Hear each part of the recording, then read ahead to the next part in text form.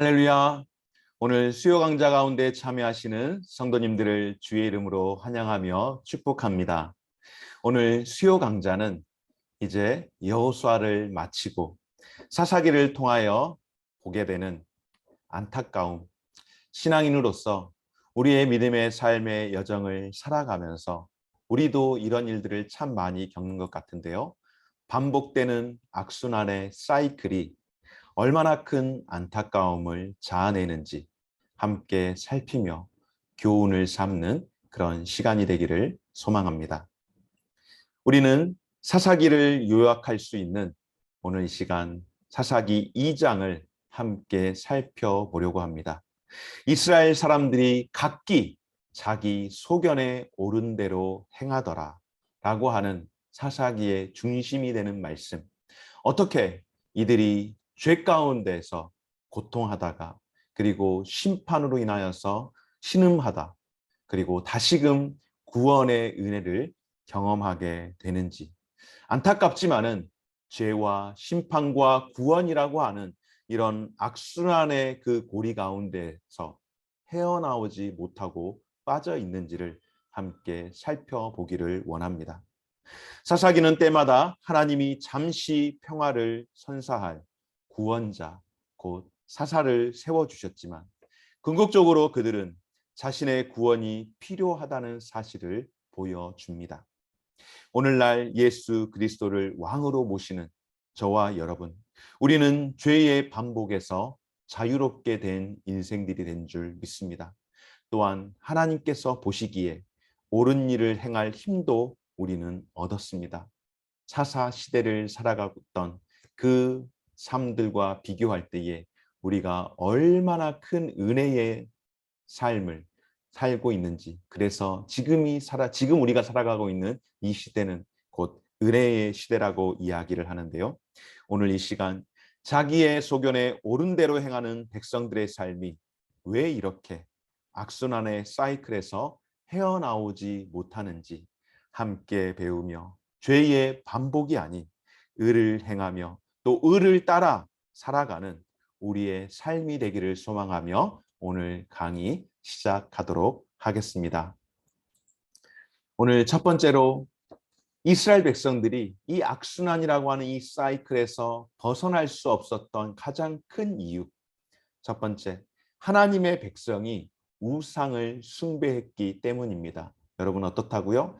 하나님의 백성이 그냥 누구든지 우상을 숭배했던 게 아니라 하나님의 백성이라고 하는 것, 바로 하나님의 택한 자녀들이 하나님 외에 다른 신을 섬겼다라고 하는 것입니다. 사사기 2장 11절과 12절 말씀을 보면은요.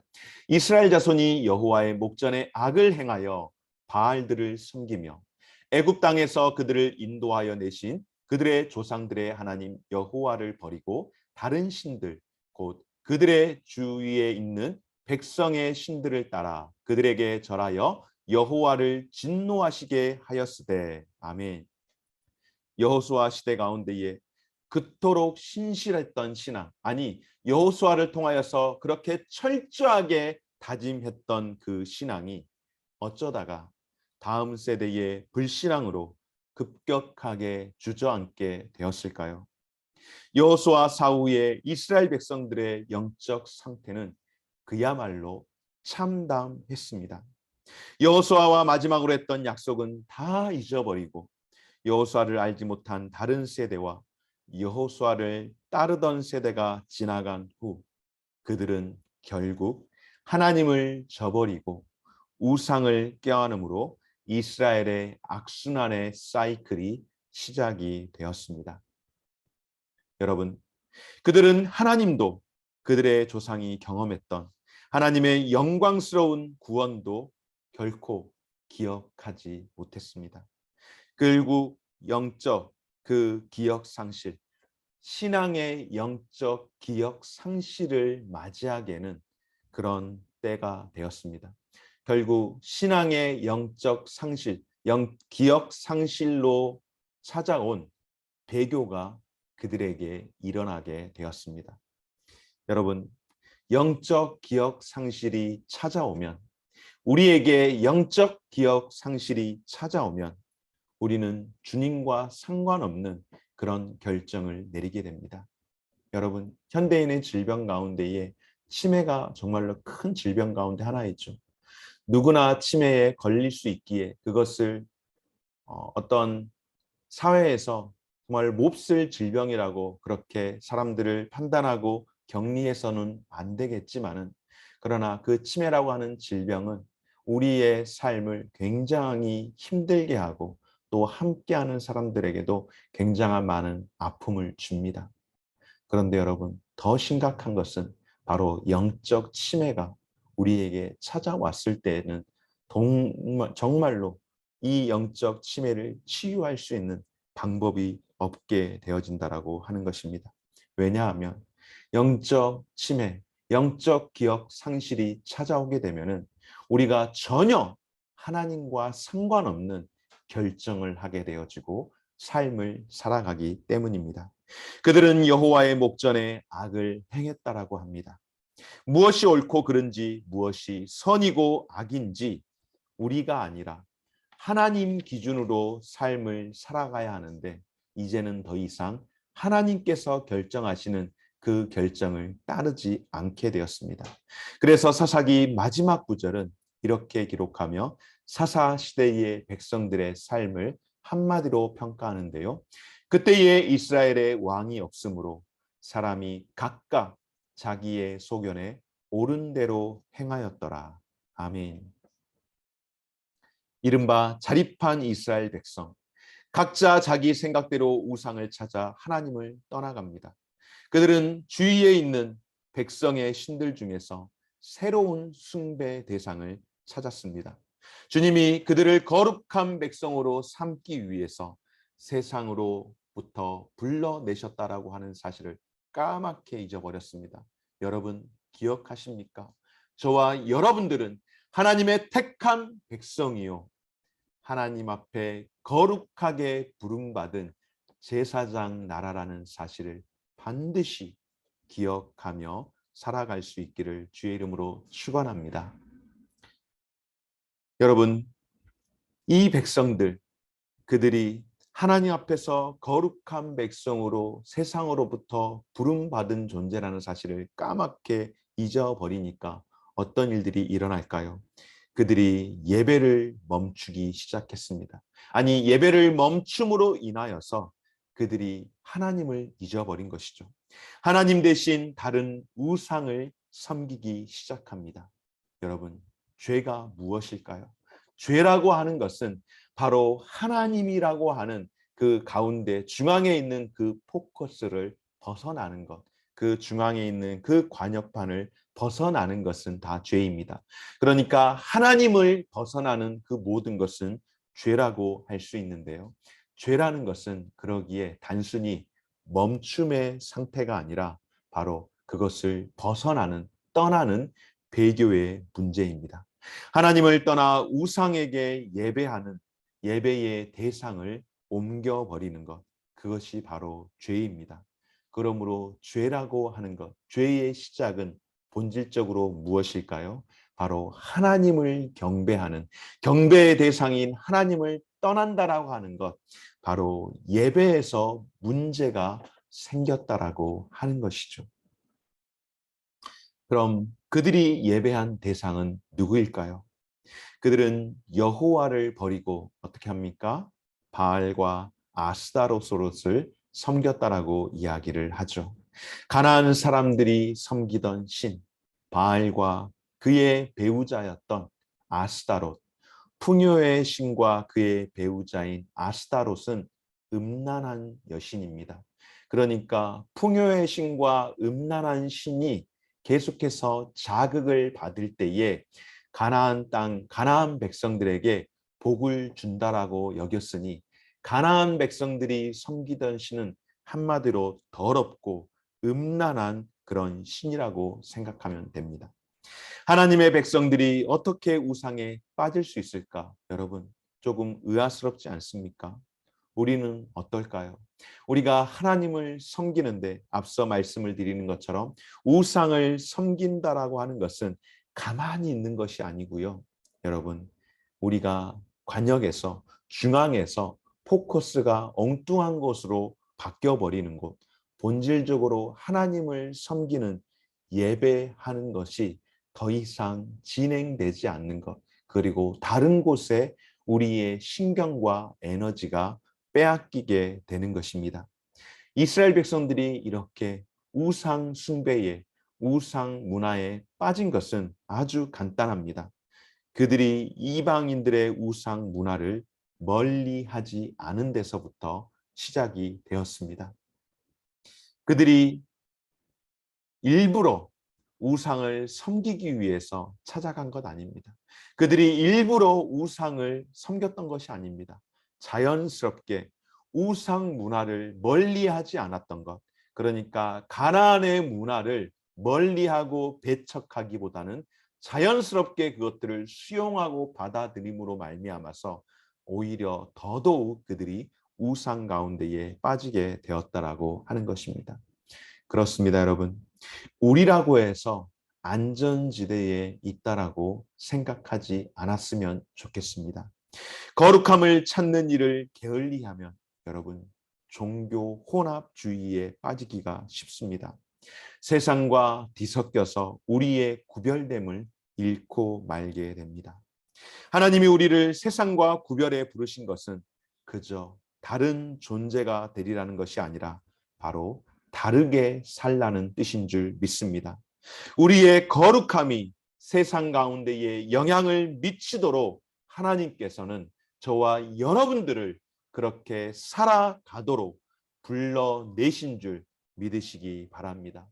사랑하는 여러분, 그렇다면 오늘 저와 여러분들이 이 시대 가운데에서 이런 종교 혼합주의 가운데에 빠지지 않고 이 시대 가운데에서 그저 그냥 다른 존재로 살아가는 것, 아니 이렇게 구별해서 살도록 하는 것, 이것은 다르게 살라는 것으로 세상 가운데서 적극적으로 영향력을 끼치고 살도록 우리를 부르셨다라고 할 때에, 그러면 하나님의 백성인 이스라엘이 우상 숭배함으로 닥쳐온 그들의 결과, 하나님께서 부르신 그 뜻대로 살지 못함으로 인하여서 찾아왔던 그들의 결과는 무엇이었을까요?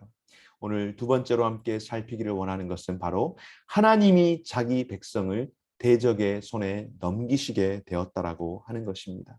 그러니까 하나님의 구별된 백성으로 살기를 원하시고 다른 백성으로 살기를 원하셨던 하나님께서 이스라엘 백성들이 그렇게 살지 못하고 가나안과 혼합되어서 그렇게 살아가게 되었을 때에 하나님은 자기의 백성을 대적의 손에 넘기셨습니다. 오늘 말씀 가운데에 여호와께서 이스라엘에게 진노하사 노략하는 자의 손에 넘겨주사 그들이 노략을 당하게 하시며 또 주위에 있는 모든 대적의 손에 팔아 넘기심에 그들이 다시는 대적을 당하지 못하였으며 그들이 어디로 가든지 여호와의 손이 그들에게 재앙을 내리시니 곧 여호와께서 말씀하신 것과 같고 여호와께서 그들에게 맹세하신 것과 같아서 그들의 괴로움이 심하였더라. 아멘. 하나님은 자기 백성의 반역에 대해 여러분 어떻게 반응하셨습니까? 그들이 원하는 것을 주셨을까요? 아니요, 그렇지 않습니다. 죄에 대한 하나님의 진노가 있었습니다. 그들이 주변 이방의 민족들처럼 되고 싶어 하므로 하나님께서 그들을 어떻게 합니까? 노략하는 자의 손에 넘겨주어서 그들이 노략을 당하도록 대적자들의 손에 그들을 이스라엘 백성들을 자기 백성들을 넘겨 주셨습니다.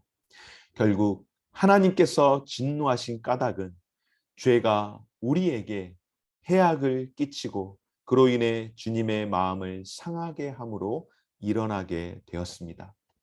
결국 심판의 자리 가운데에 들어가게 된 것이죠. 그러나 여러분, 하나님께서 심판의 자리로 보낸 이 이스라엘 백성, 이 유대 백성들 어떻게 하셨을까요? 심판은 결코 하나님이 자기 백성에게 선포하시는 마지막 단계가 아니었습니다. 왜 그럴까요? 이스라엘 역사의 격동기를 기록하고 있는 사사기의 저자는 바로 하나님의 연단 끝에서 다시금 구원이 시작되고 구원의 싹이 피는 것을 우리에게 이 사사기를 통하여서 보내주신 것은 바로 우리에게 심판이 있지만은 그러나 다시금 소망을 갖게 하는 것. 그러나 여러분 기억하십시오.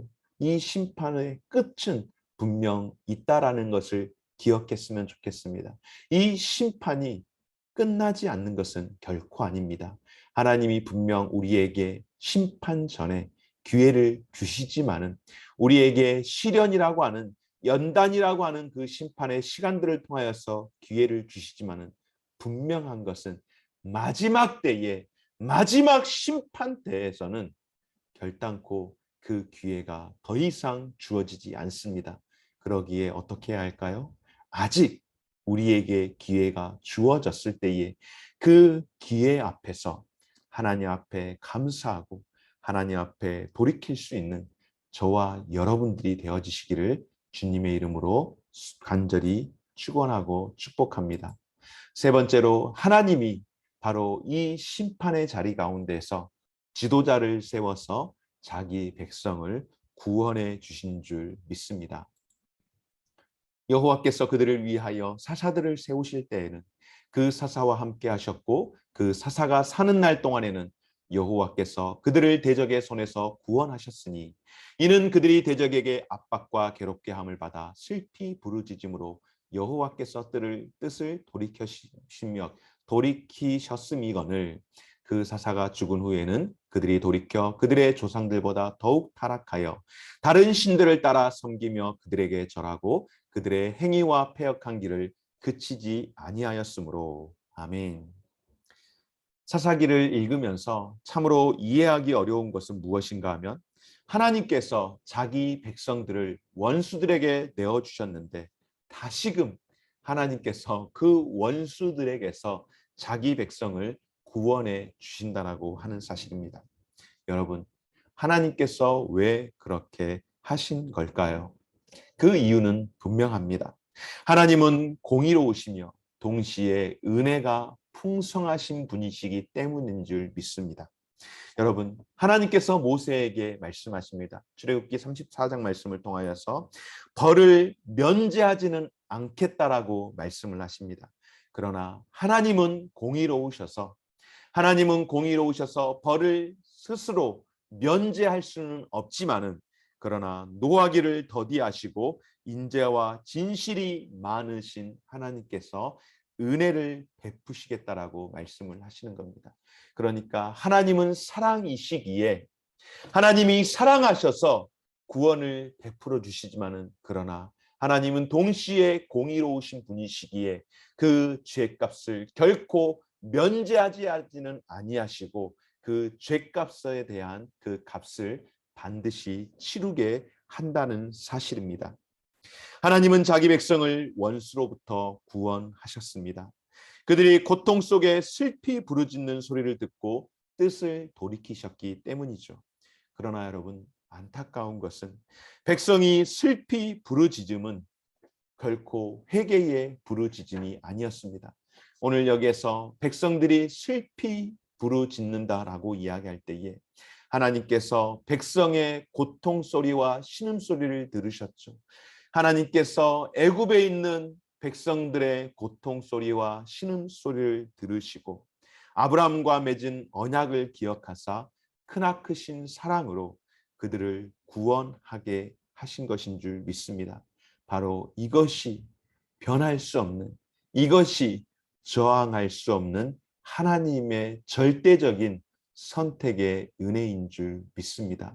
바로 하나님께서 언약하신 하나님의 그 약속을 지키시기 위해서 고통 소리와 부르짖는 소리, 그 신음소리를 들었을 때에 그것이 비록 진실한 회개의 기도는 아니었지만 그러나 그 고통의 소리를 들으실 때에 하나님께서 약속하셨던 그 언약, 그 약속을 지키시기 위해서 구원의 은혜를 베푸셨다라고 하는 것.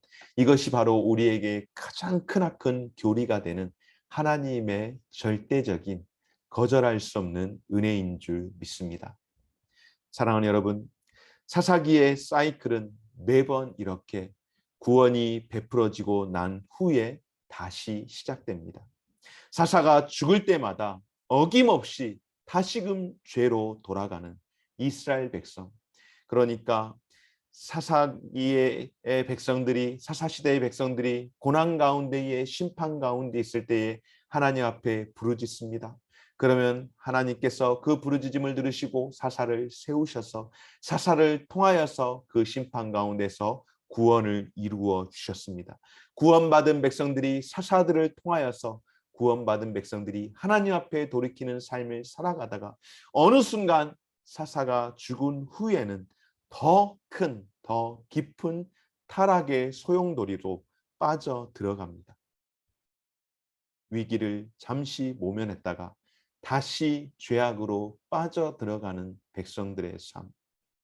이 문제를 근본적으로 바꾸어야 하는데요. 여러분, 이들에게 이 문제, 이 죄의 문제를 근본적으로 송두리째 바꾸어줄 구원자가 필요하지 않겠습니까? 바로 저와 여러분들에게도 이런 구원자가, 우리의 인생을 송두리째 바꾸어줄 구원자가 필요한 줄 믿습니다. 오늘 우리의 삶 가운데에, 사사시대 가운데에 이런 구원자가 필요하였음을 오늘 말씀으로, 이런 구원자가 없었기에 잠시 잠깐의 구원자들을 통하여서 그들이 회복을 하게 되었지만, 그러나 그들의 인생의 전체의 삶을 바꿀 수 있는 능력은 아니었기에 다시금 반복되는 삶을 살았다라고 한다면, 오늘 이 시대를 살아가고 있는 저와 여러분들에게는 이런 문제를 근본적으로 바꾸어줄 구원자가 우리에게 필요할 뿐만 아니라 우리에게 찾아온 줄 믿습니다. 사랑하는 여러분, 이제 말씀을 정리하면서 우리의 그 모든 문제를 근본적으로 바꿀 구원자 누구이실까요? 여러분, 사사기는 이스라엘의 역사의 암흑기를 조명해 줍니다. 악순환이 계속 반복되었습니다. 왜냐하면 사사들은 외적인 환경은 잠시나마 나아지게 할 수 있었지만 근본적인 문제는 해결할 수 없었기 때문입니다. 그러나 여러분, 우리는 어떻습니까? 저와 여러분들은 어떻습니까? 우리는 그리스도께서 죄와 낙심의 끝없는 악순환에서 우리를 구원해 주신 줄 믿습니다. 믿습니까? 아멘이시죠? 또한 사사들은 백성을 죄의 결과에서 구해냈지만, 백성들의 그 죄의 결과에서 잠시 구해내 주었지만, 예수님은 어떻습니까, 여러분? 죄의 결과를 우리 대신 주님께서 감당하시고 그 죄값을 대신 치루어 주심으로 말미암아서 우리에게 주님의 의를 추구하는 새 마음과 새 영을 허락해 주신 줄 믿습니다. 아멘. 바로 이것이 사사시대를 살아갔던 그 백성들과 오늘 이 시대, 신약의 은혜의 시대를 살아가고 있는 저와 여러분들의 근본적인 차이점이며 송두리째 우리의 삶을 바꾸어 주신 하나님의 특별하신 은혜의 섭리인 줄 믿습니다. 사랑하는 여러분, 하나님은 우리가 세상과는 구별된 삶, 세상에서 저항하는 그런 삶을 살아감으로써 복음을 선포하는 일 가운데에 강력한 도구로서 쓰임 받기를 원하는 줄 믿습니다. 하나님 앞에서 강력한 도구가 되어질 때에 그 도구가 어디에 쓰여져야 할까요? 세상에서 먹고 마시고 세상에서 성공하고, 여러분, 내가 세상에서 잘 나가는 일에 하나님은 쓰임 받기를 원하지 않습니다. 어떤 도구로요? 바로 복음 선포 가운데에 강력한 도구로 쓰임 받기를, 우리가 그렇게 쓰여지기를 원하시는 줄 믿습니다. 그러므로 오늘도 하나님의 오래 참으심을 생각하면서 우리의 남은 죄를 회개할 뿐만 아니라 오늘도 저와 여러분들이 하나님 앞에서 두렵고 떨림으로 구원을 이루어가는 그런 삶, 그런 저와 여러분의 삶이 되어지시기를 주의 이름으로 축원합니다. 그리하여 사사시대 가운데에 살았던 그런 악순환의 사이클의 그런 고리를 끊어버리고 은혜의 시대를 살아가고 있는 저와 여러분들은 이미 예수 그리스도의 그 구원의 은혜로 이제는 더 이상 그렇게 죄에 매여서 죄의 종노릇하며 살아가지 않아도 되는 그런 인생임을 기억하며 복음의 강력한 도구로 쓰임받기 위해 주님, 오늘도 내가 하나님의 거룩한 도구가 되게 하여 주시고 하나님 앞에서 거룩한 도구로 쓰임받게 하여 주옵소서라고 기도하며 나아갈 수 있는 저와 우리 모든 성도들의 삶이 되어지시기를 주의 이름으로 축복합니다. 오늘 함께해 주신 여러분의 수고에 감사드리며 오늘도 하나님의 은혜 가운데에 평강 가운데에 오늘 이 밤이 복된 밤 되어지시기를 소망하며 오늘 강의를 마치도록 하겠습니다. 수고하셨습니다.